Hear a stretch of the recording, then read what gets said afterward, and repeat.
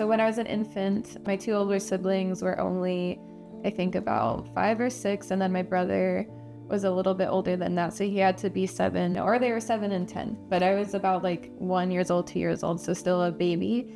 And my parents were heavy substance abuse users, and there was a big fight between my parents. They were like arguing all day, and my mom had actually started a house fire, and my dad had, I don't know, ran away with my brother. That's what ended up calling, child services, whether that was neighbors or not. And then me, my sister, and my brother, we all went to a kind of temporary group home, like while my aunt was trying to like work with paperwork and work with the system and social workers to try to get custody of us. They took my mother away, the police were there, and then they both were court mandated to go to rehab. So then I spent from age 1 to 5 with my aunt, and my aunt took me and my sister and my brother to live with her and my cousins, and so that was like a really big household.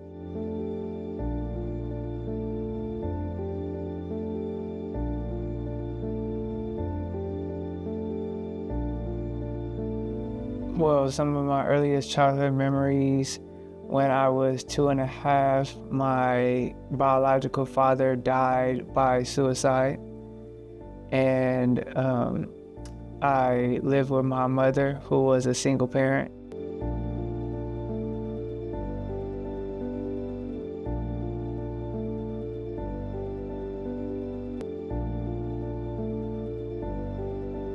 The first years of my life was somewhat difficult.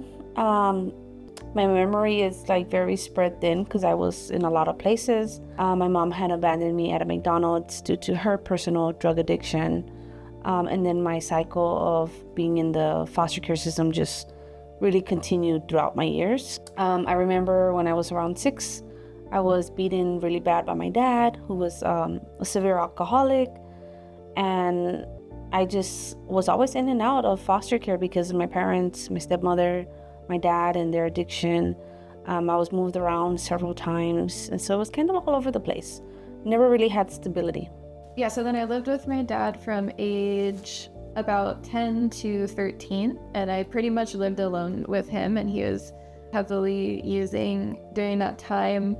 And then after that, when things got really bad and my grandmother and my aunt like understood that like I really could not live in that environment and we were going to be evicted anyways and things like that, then I went to live with my aunt. One of my early childhood challenging memories was, I feel like just one the connection with my mother and trying to figure out why is she not present, even though she's in the house, why is she not acting as if what I've seen is a mother or the motherly roles, because my grandmother and my aunt took a lot of responsibility of doing that and raising me and my siblings.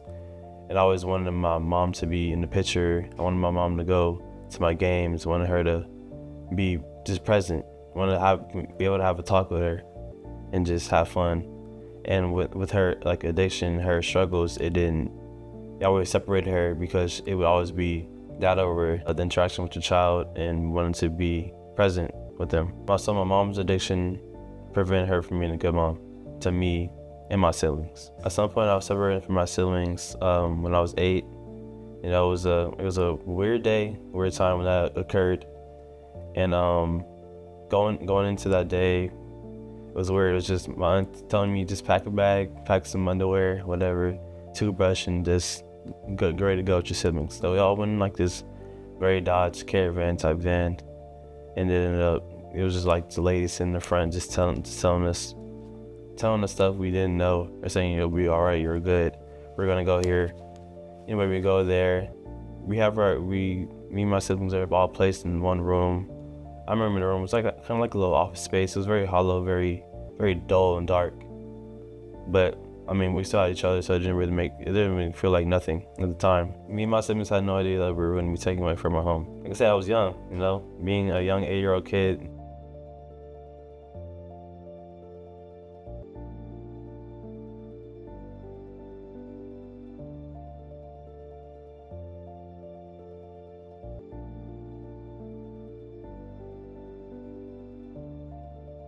Some of my friends, other juveniles, teenagers that I hung out with, got involved in juvenile crime and that's what eventually led me to being arrested and sentenced to foster care.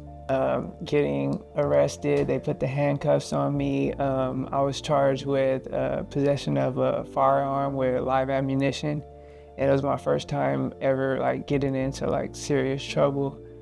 And I just remember going into court and the judge telling me like, you messed up, you haven't been going to school, you're dropping out of high school. We need you to get it together. I'm gonna sentence you to time in a group home. And I just remember asking him like, I don't want to go to a group home, I want to go home. Can I just go home? I will go to high school, like I will do what I need to do.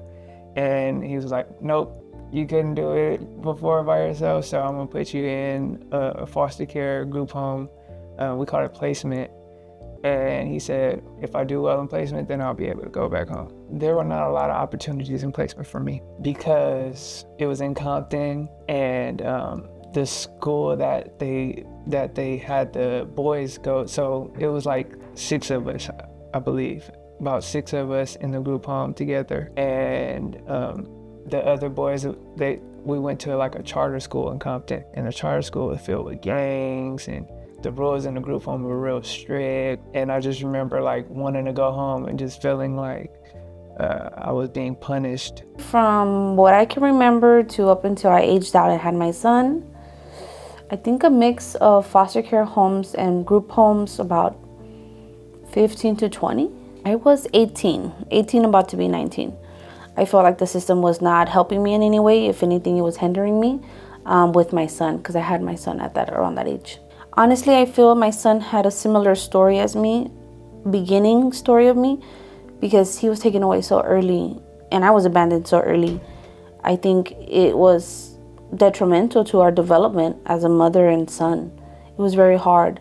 After I got him back, that's something that I really wanted to focus on, and rebuilding that bond and relationship. So I know my son has been through some tough times too, just like me. Now I'm a parent of 2 boys, Nathan, my oldest, Joseph, my 3-year-old, and now my soon-to-be daughter named Valerie.